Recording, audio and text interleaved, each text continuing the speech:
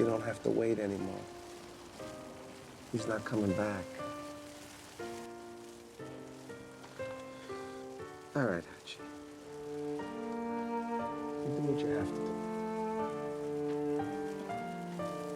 This man, named Charlie, was a university music professor. One day after work, a puppy blocked his way. Charlie picked up the little dog and looked around, but there was no one searching for it. So, he brought the dog to the station manager. The manager said he could only keep it for one night, and if no one claimed it by the next day, it would be sent to a stray dog shelter. Unable to bear the thought of the dog becoming a stray, Charlie secretly took it home and hid it in his study, as his wife didn't like dogs. However, Charlie hadn't yet realized that the trouble was just beginning. The little pup didn't stay put for long. It pushed open the study door, climbed the stairs, and quietly entered Charlie and his wife's bedroom. Curious, it licked his wife's foot, startling her so much that she screamed. Furious, she demanded that Charlie get rid of the dog immediately. Charlie promised repeatedly to send it away the next morning, suggesting that for the night, it could sleep in the storage shed. The next day, their daughter arrived, bringing some excitement to the house. Unlike her mother, she loved the little dog. Just as she was about to persuade her mother to let the dog stay, her mother decisively pulled out a freshly printed adoption flyer. It seemed the pup couldn't stay after all. Charlie then put the puppy in his backpack and brought it to the shelter, only to find it was full. Helpless, he went to a bookstore near the train station, where the owner immediately fell in love with the dog. But the owner's cat, domineering as ever, swiped at the little pup. Out of options, Charlie began posting adoption flyers and asking other friends in town if they could take the dog. Everyone refused for various reasons. Running late for work, Charlie had no choice but to bring the puppy to class with him. There, he asked his students if anyone liked dogs. One Japanese colleague recognized the puppy as an Akita. Noticing a tag on the puppy's collar with the number 8 engraved on it, the colleague speculated that it might be the 8th in its litter. Charlie decided to name it Hachi. When Charlie asked his colleague if he'd like to adopt Hachi, the colleague smiled and said, Me? No, I think he's made his choice. Who's to say? It's meant to be. Back at home, Charlie tried his best to convince his wife to let them keep Hachi. However, while the two were arguing, the mischievous Hachi managed to destroy the design model that his wife had painstakingly worked on for months.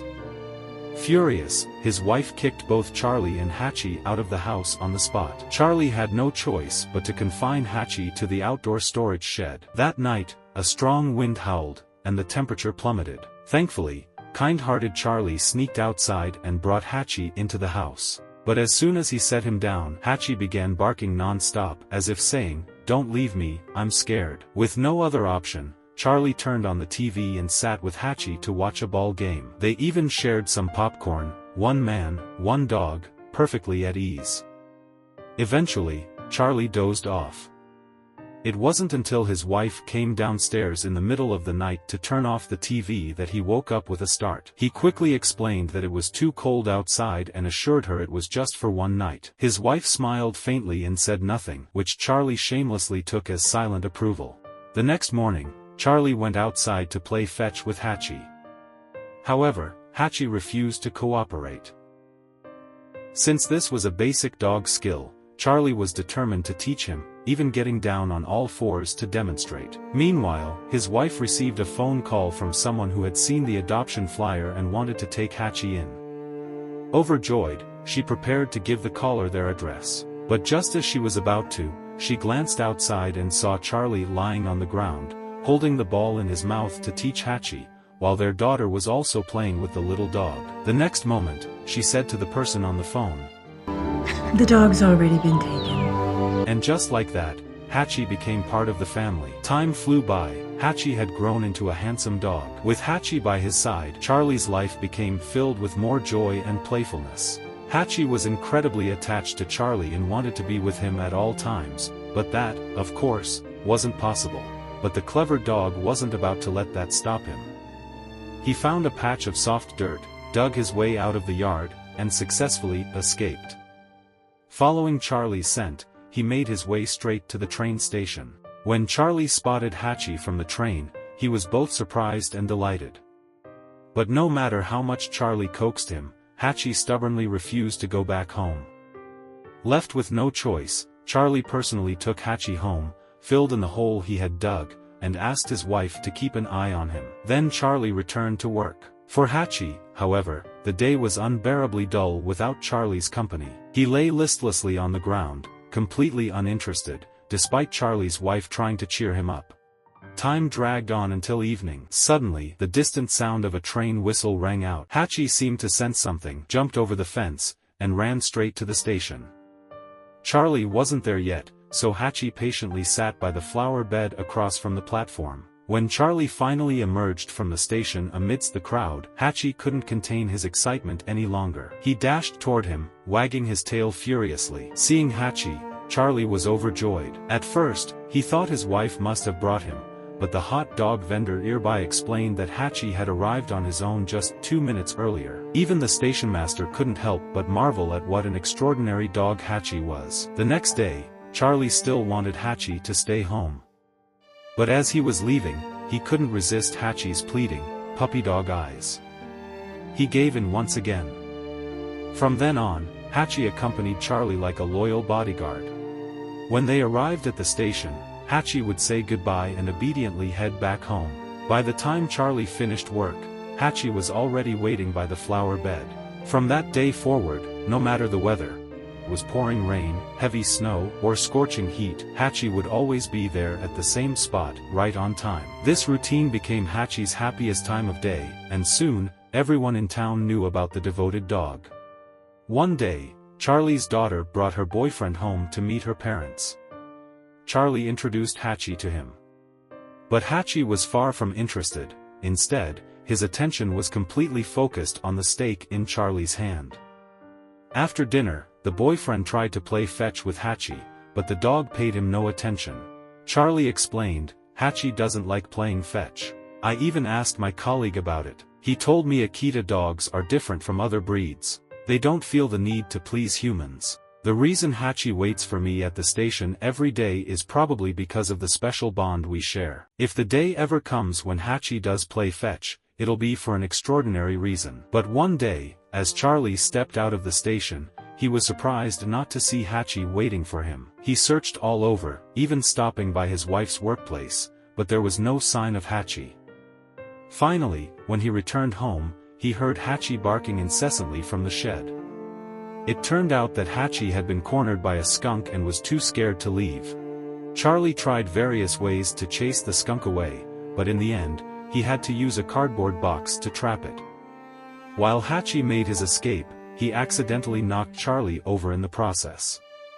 That evening, when Charlie's wife followed the awful smell to the bathroom, she found Charlie and Hachi taking a bath together.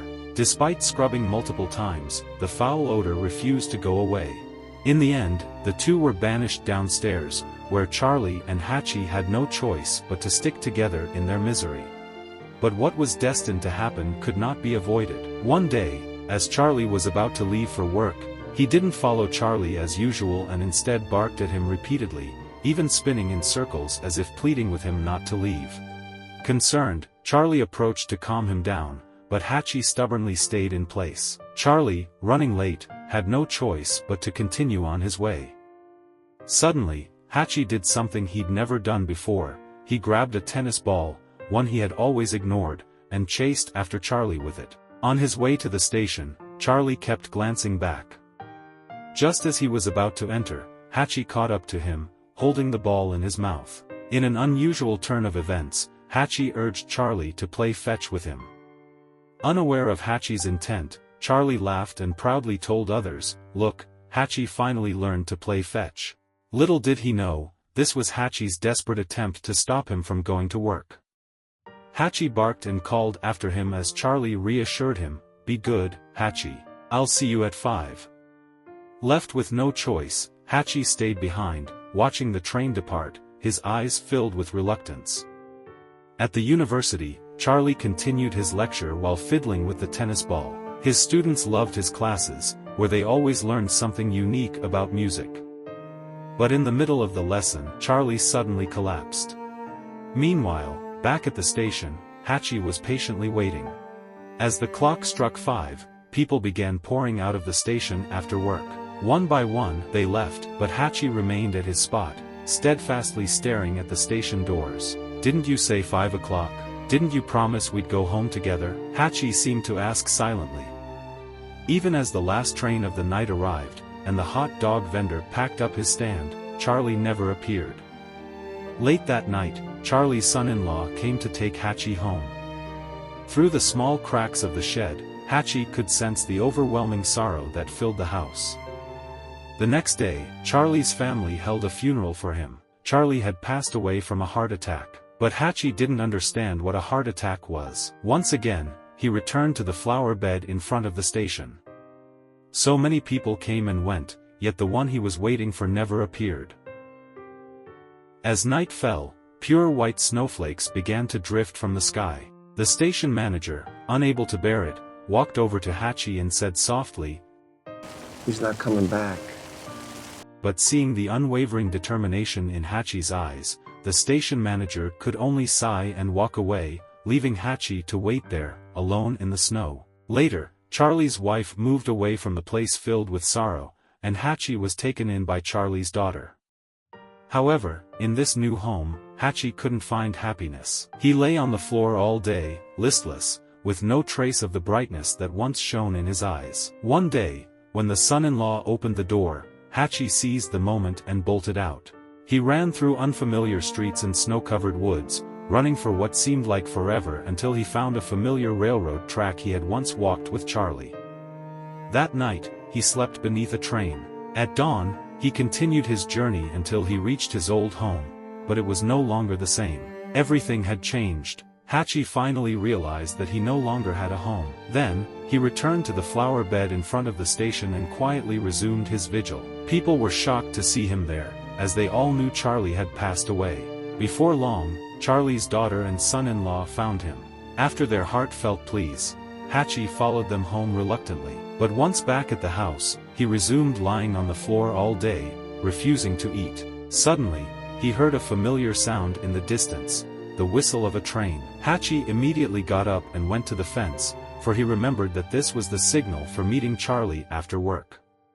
Understanding his thoughts, Charlie's daughter spoke gently to him. "Go ahead if you need to, Hachi. Go where your heart takes you." She opened the door for him. Hachi seemed to understand, licking her hand in gratitude before running off without looking back. From that day onward, no matter the weather, rain, snow, or scorching heat, Hachi would appear at the flower bed in front of the station right on time. Passers-by grew accustomed to the sight. Thankfully, Hachi didn't have to worry about food. The hot dog vendor and Charlie's old friends often left him food.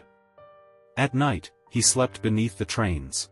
Later, Hachi's story of unwavering loyalty was reported by a journalist, moving many kind-hearted people. Donations poured in, and the station manager took care of the funds, ensuring Hachi always had food. In the days that followed, Hachi continued his vigil at the station.